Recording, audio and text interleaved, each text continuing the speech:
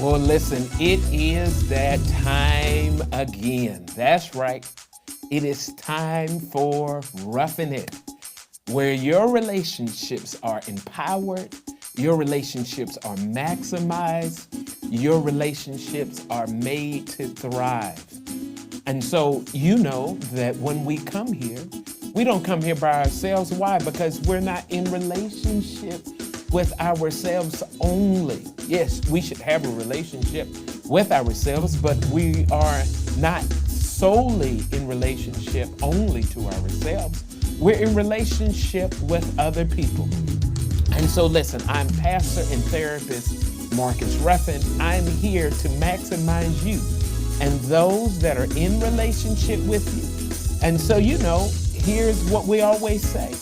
We always say that this is the time that, listen, we learn together and therefore we grow together.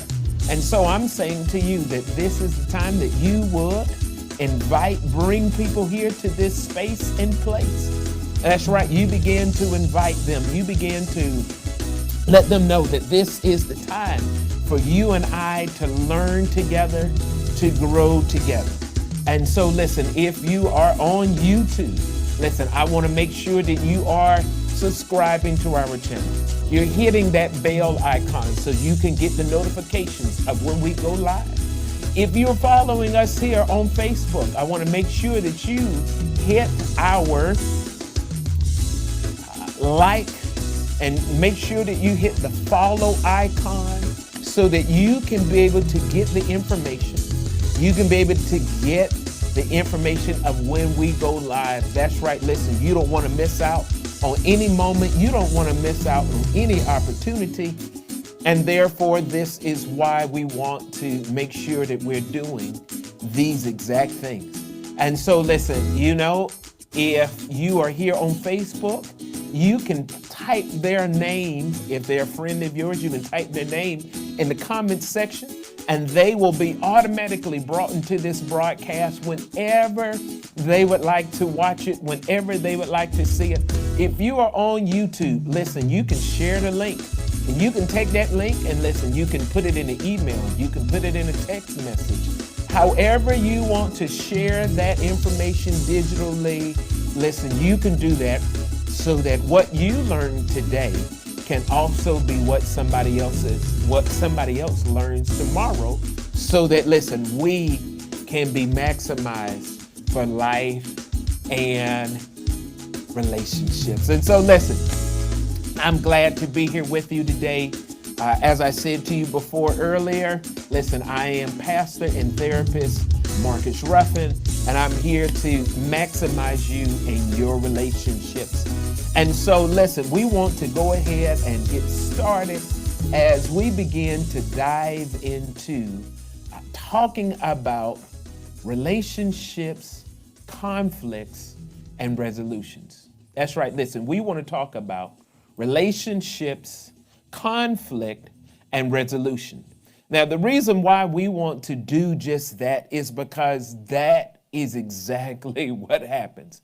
We're in relationship one moment, the next moment we're in a conflict, the next moment we're looking for a resolution.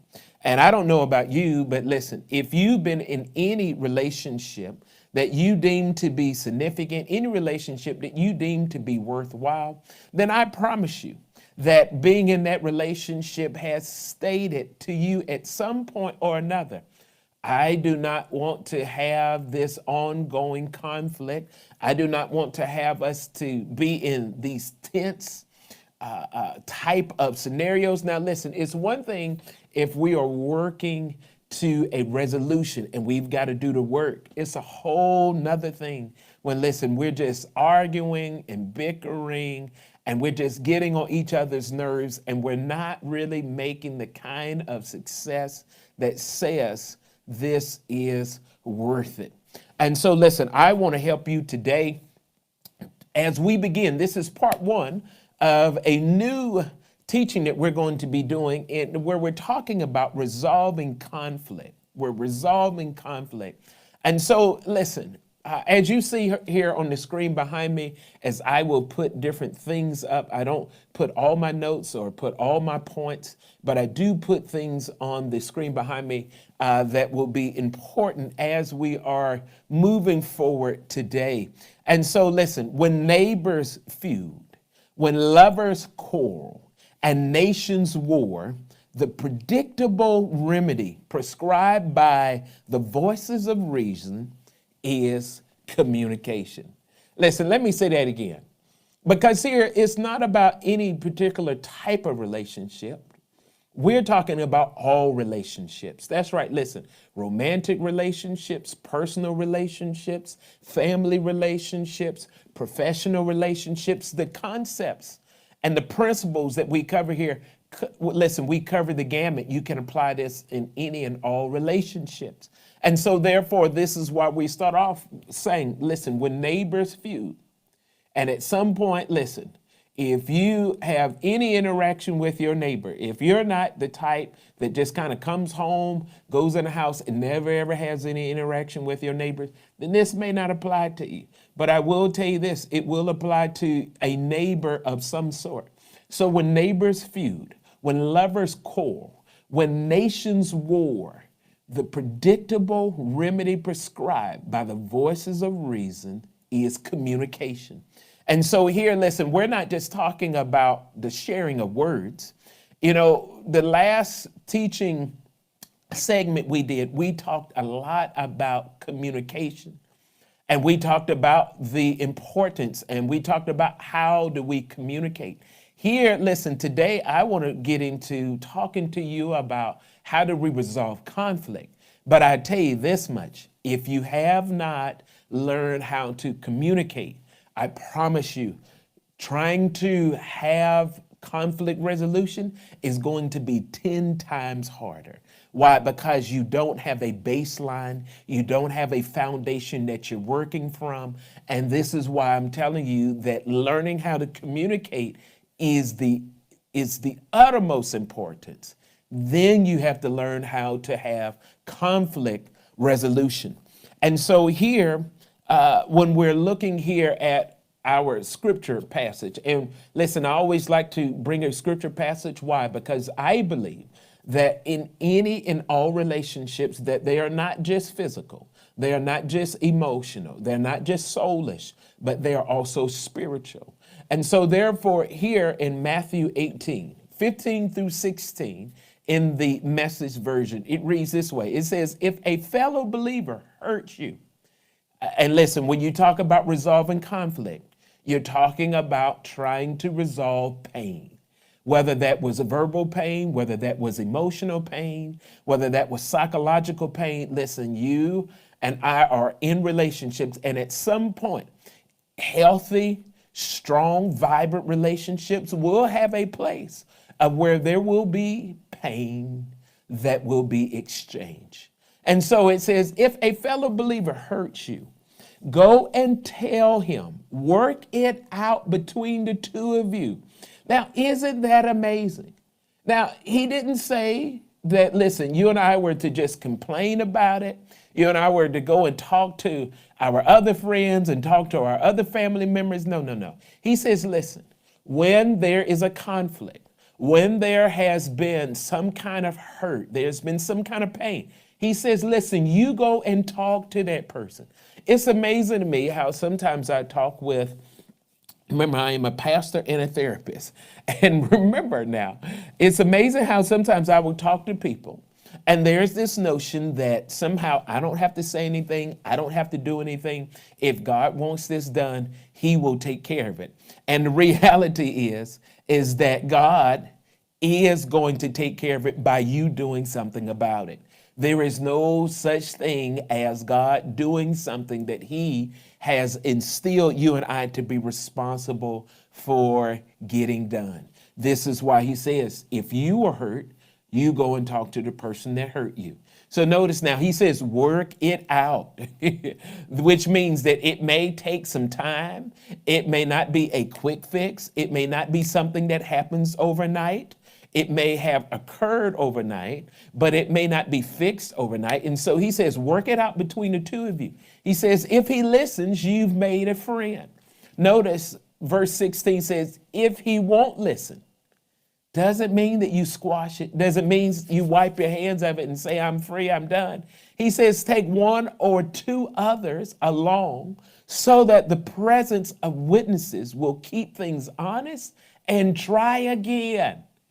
Isn't that amazing? He says, listen, resolving conflict is so important that he's saying that, listen, if you don't get it right the first time, that doesn't mean that you stop. He's saying, listen, just simply because you tried once doesn't mean that, hey, it is finished. He says that what you are to do is to take somebody else with you. Now, here's a little bit of wisdom I would give you. Don't just take people who are just going to agree with you. Take people who are going to want to see resolution in the problem. Yeah, we're going to get a little more into that today and throughout this series.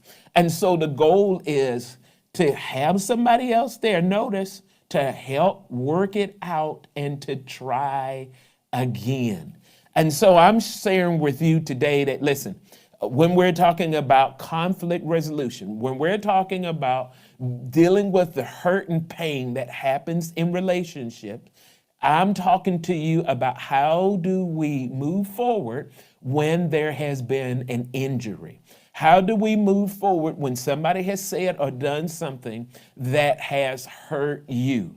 It doesn't mean the relationship is over. It doesn't mean that you say, deuces, I'm finished, I'm out of here. No, no, no, no.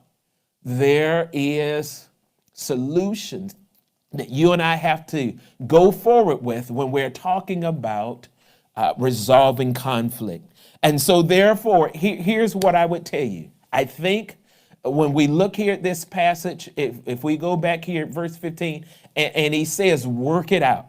I think in today's culture, when we're looking at these different kind of reality shows, dating shows, these smartphone apps, romantic comedies, it's easy to forget one thing, that relationships are work. Listen, let me say that to you again. Listen, relationships are work.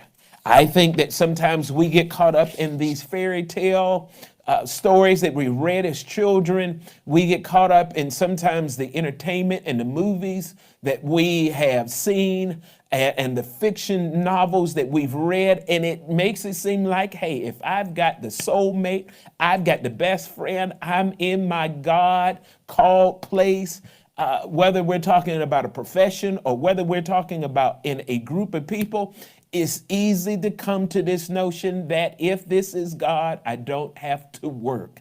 And I'm telling you, that is a misnomer. That is a myth. That is a lie. That is not true. And therefore, I don't want you to fall into the trap of thinking that if this is good and if this is godly, then I don't have to work. And I'm telling you, any and all good relationships require work. They require, listen, it's not they just need, it's not that they just want, it's not that they just desire. Listen, they require work. And so therefore, you and I cannot fall into the technology of the day and think that it is like a relationship and you and I can just swipe right, or you and I can just fall in love, or you and I can automatically live happily ever after, and somehow forget that when the going gets tough, that we cannot be tempted to just throw in the towel and say things like it wouldn't have worked out anyway. And so therefore we just kind of move on. We just kind of say, hey, it didn't work out. And so I just kind of, cast it to the side rather than doing the work and learning how to save the relationship. I think that, listen, we get rid of too many relationships today. I think it's the fact that we have social media and we have access to a lot of people. And so it's just easy to just kind of say, well, hey, hey, I'm moving on to the next. There are many more people and resources and available persons out here. And I think that we have really gotten rid of a lot of good relationships. And the problem is we just weren't willing to do the work, or we didn't know the work that we needed to do. And so therefore, I want you to know that no matter where your relationship is, no matter whether we're talking about personal or professional, whether we're talking about family or we're talking about marriage or some other romantic relationship, I would say to you that more often than not, the relationship is worth saving, but we've got to do the work to save it. Now, listen, if you have questions, you can put those right here on the Facebook page or on our YouTube page. Now, we always encourage people to share this to their page, so you may put questions on their page that I wouldn't see. This is a live broadcast. If you're watching it in the here and now, if you're watching this on the rebroadcast, you may come to our Life Empowerment Church page and put a question in the broadcast itself. I should see that and be able to respond to you if you put it, but I can't say that that would happen if you put it on YouTube. But once again, this is live, so if you have questions, we are here to help. And so my question to you is, as we're talking about resolving conflict, relationships, conflicts, resolutions, my question to you is, what's conflict? You would be amazed, as I will share with you, at how people define what is conflict. You would be amazed. You may even be amazed at yourself as well as the person that you're in relationship to. You may be amazed at what your friend would say. You may be amazed at what a family member would say. It's a simple question, but it is sometimes a complex interpretation when you talk about what is conflict. So here, when we talk about what is conflict, let me say this. Arguing isn't communication. Because some people will define conflict as an argument, but I would tell you that, listen, arguing isn't communication. It's nothing more than just noise. So when I'm saying what is conflict, here is a simple definition. Conflict means disagreement. Plain and simple, short and to the point, it means disagreement. It means that I have a disagreement, you have a disagreement about this particular discussion, about this particular perspective, maybe about a particular conversation as it relates to something in the world. But what I'm saying to you is that conflict simply means disagreement. But here's what happens when you and I talk about conflict and why sometimes conflict becomes a little convoluted. It is this. Here's a good scenario. Take, for example, two people that are watching two others engage in a conflict. And so somebody will say, well, why are they always fighting? I used to think, the other person say, I used to think they were fighting, but then the person would say, but they're not, that they're just disagreeing. Well, it looks like they're fighting to me, one person may say. What makes you so sure they're not fighting? And the reality is that when we talk about conflict, this kind of scenario as it relates to the interpretation of what exactly is happening, it really is where it becomes a little convoluted. Because what happens is one person sees conflict as a fight. The other person may see conflict as a disagreement. Somebody else may see conflict as something totally different. And what happens is not that the definition of conflict isn't simple, but it is our interpretation of conflict. And therefore, when one person sees a fight, the other person may see an honest disagreement. And because of that interpretation that two parties may have about the same particular discussion is the reason why everything, when it comes to conflict, has to deal with or has to do with how one interprets it. See, it's commonly accepted, this is a commonly accepted notion that most people dislike and are uncomfortable with conflict. Let me say that again. Here is the reality is that most people dislike and they are not comfortable with conflict. And therefore, if you and I are not comfortable with conflict and we're coming into a discussion where there is some type of disagreement, this is going to already create an issue.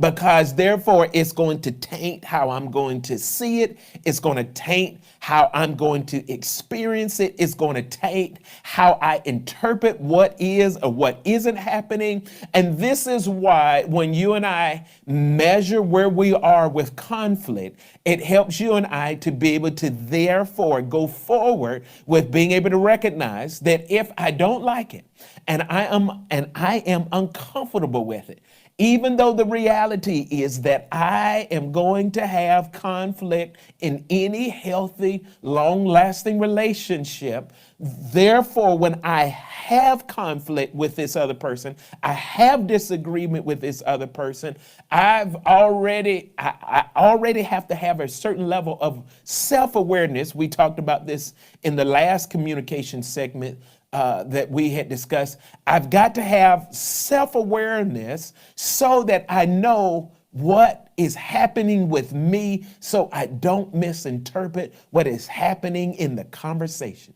Woo! I'm telling you, I think that is great. I think I've got to have understanding of what's happening with me so I don't misinterpret what is happening in the conversation. Now, somebody needs to comment that. Somebody needs to tweet that. Listen, somebody needs to make sure that they put that on their refrigerator. Why? Because if I misinterpret what's happening in the conversation because of my own inefficiency to be comfortable where there is disagreement, then it's going to make conflict even more convoluted. And so this is why when most people are not comfortable with a disagreement or with conflict, this is what also causes them to have a rise in their stress. So if I'm uncomfortable with conflict, I'm uncomfortable with a disagreement, and now I'm engaging in a friendship, in a marriage, in a parent to child, child to parent, and I am stressed. Listen, you're going to now misinterpret even more about what the person is trying to accomplish, what they're trying to say, what they're trying to do, because I'm stressed. And the reality is, from a natural brain perspective, when you are stressed, your hypothalamus, which is a part of your brain that helps to regulate your emotions, when your emotionality reaches a certain level, which means that stress has gone beyond the norm, wherever that norm is for you, you operate now from your emotions instead of from your logic, instead of from being rational. And now what ends up happening is that you interpret this conflict, this disagreement in such an emotional way that you cannot understand logically what's happening. And I'm telling you, this is what sets people up for failure before we even dive into the conversation, before we even talk about the mechanics of how do we resolve conflict, because I've already set myself up for defense. If I am interpreting you as the enemy, I'm interpreting you as somebody that is against me. I'm interpreting you as somebody that does not have my best interests at heart. In that moment, I'm going to defense mode, I'm going to protect mode, I'm going to fight mode, or I'm going to flight mode. I'm looking to figure out how can I get away, how can I get out, how can I avoid this? Why? Because I'm uncomfortable and I'm stressing out. And this is why you and I have to ask ourselves this question. What's my comfort with disagreement? I'm going to say that to you again. What's my comfort with disagreement? This is a question that you have to answer. This is not about your relationship at this point. This is about you. Because where you are with this won't matter with what type of relationship we're discussing. It won't matter if we're talking about friendship. It won't matter if we're talking about a family member. It won't matter if we're talking about somebody at work. Why? Because it's you. At the end of the day, it's you in all of those different contexts, different relationships. It's you. And you've got to answer that, because this says to you what you need to do before you even engage into a discussion, before you engage into a place of trying to resolve. Why? Because if I'm stressed out, I'm over the top, and I am already on the fringes when there is a disagreement that is happening, I'm setting us up for failure.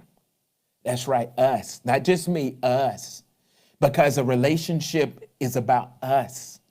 And if I'm bringing that to the table, I'm already setting us up for failure. And so therefore, when you talk about conflict being disagreement in definition, I'm saying, how do you interpret that conflict? How do you interpret that disagreement?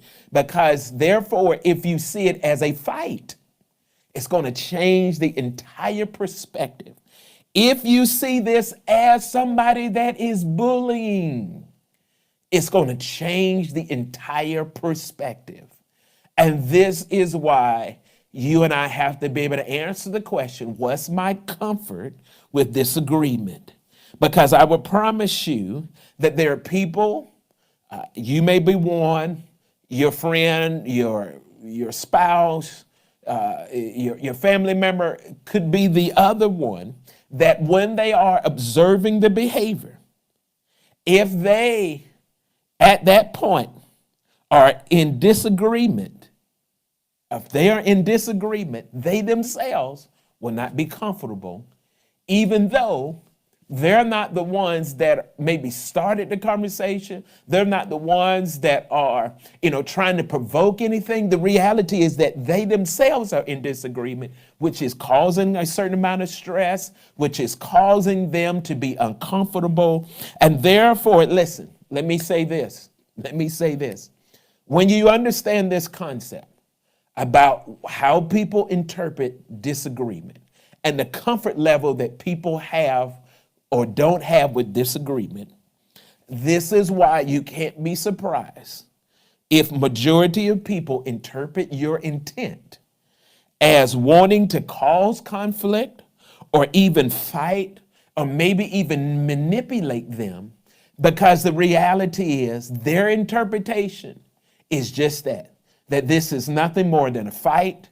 This is nothing more than somebody that's trying to manipulate. This is nothing more than somebody who has ill will. Why? Because in their world and their reality, it is going to be interpreted not as you trying to come in to resolve, not you trying to fix, not you trying to work something out, but it is you that is on the prowl. It is you that is after them.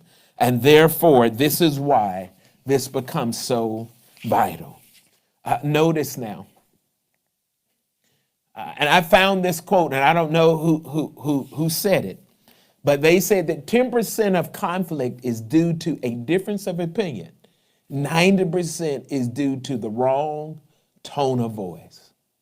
If you remember in the last segment, we talked about how your tone of voice can totally change the meaning of what you're saying. Not the words of what you're saying, but the meaning, the interpretation of what you are saying. I bring that quote up because I want you to recognize that as much as we're talking about resolving conflict, that resolving conflict does not eliminate what all we talked in the last segment about how we communicate. Because if we forget that, I promise you, trying to resolve conflict is going to be 2, 3, 4, 5 times harder, because the reality is this, that resolving conflict entails me understanding how to communicate. If I don't understand how to communicate, I promise you, I'm going to have more conflicts than necessary, because some of those conflicts come from the mere fact I didn't know how to get the message to the other person in such a way that communication took place, and versus corruption and conflict was the end result. Now, I'm not going back into what all we talked about. You have to, now if you want to go back and watch any of those segments, they are on our YouTube channel, and they are on our Facebook page here at Life Empowerment Church under RUFF'N IT. And so listen, I want you all to know that, listen, here today we have talked about, listen, we've just started the conversation. We just started the conversation. And listen, we are going to finish this even more on next Thursday as we begin to go more into talking about how do we have relationships, conflicts, and resolutions. Because here is where personal or professional relationships, communication bridges the gap. Let me say that again. Whether we're talking about personal or professional relationships, communication bridges the gap.